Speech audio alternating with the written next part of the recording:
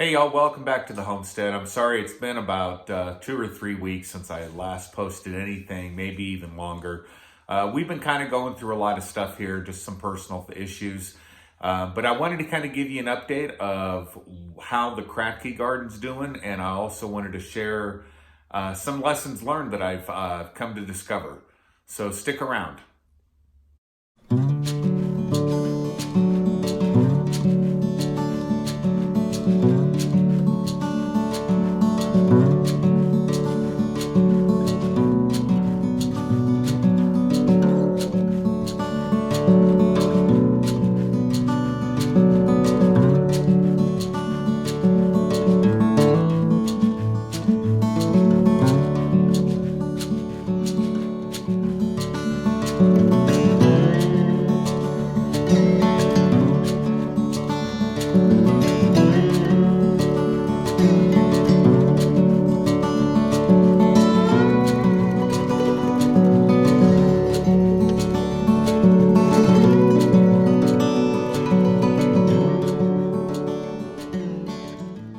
So as you can see, the Kratky garden's doing really well.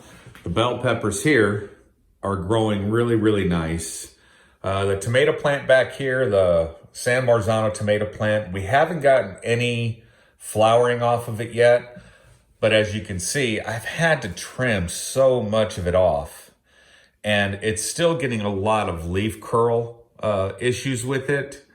I've redone the water, the nutrients in the water, and it still hasn't helped.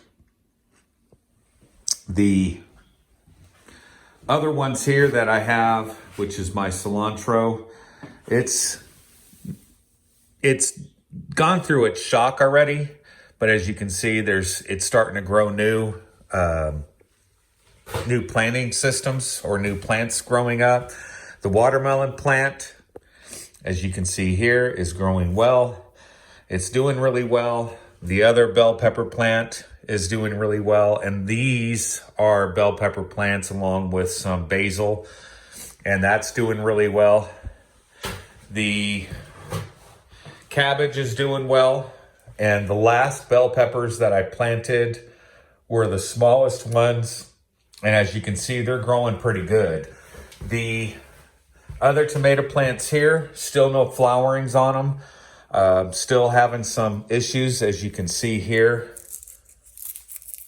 And as you can hear, some leaf drying out and leaf curling. Tried to redo some stuff and move some stuff around. The acorn squash is doing really well, and it's still not producing any fruit as of yet. The cucumbers, as you can see, they're starting to grow in. But that's pretty much how we're sitting right now. We've still got the other tomato plant. Let's walk to the other side. And let's see how everything else is doing over here. We're still getting issues, again, with some leaves drying out, some spotting, chlorosis on the plant itself for the leaves. And then, as I said before, we have the other tomato plant over here, and it's still not producing very much. And this is the San Marzano tomato plant, and it's just drying the leaves out, and I don't understand why. We're getting some flowering. It wants to flower, but for some reason it's not able to.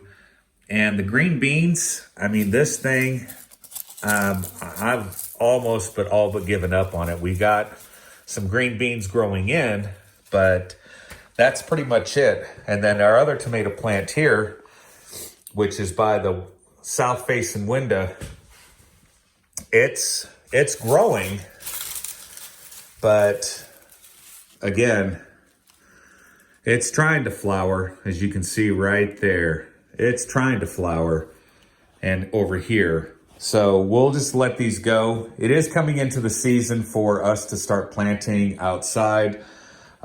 We've already got some Well, this is old dill that I had, and we've got some red cabbage that's ready to go. And the rest of this, these trays here are just filled with onion seeds. We've got some broccoli, and then we've got some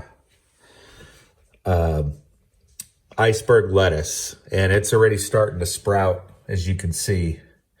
So hopefully, as the time gets ready to start planting these outside, we're going to be ready to go. So in retrospect, what I'm kind of guessing what's kind of going on here is a heat issue.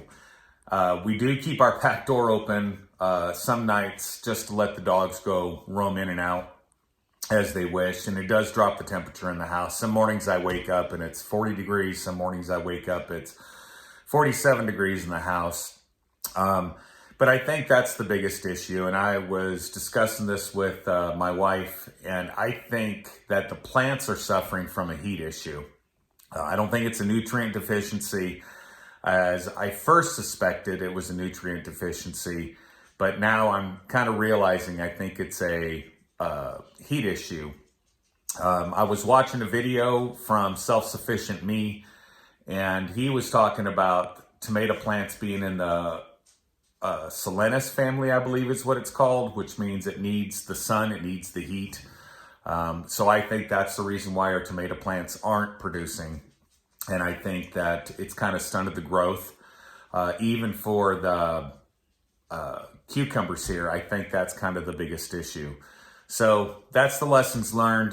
Next year, if I decide, well, not next year, this year, if I decide to do it as winter starts to come in again, I will probably get a heater for this room and set it up so that it always stays warm and it stays a constant 65, 70 degrees all the time.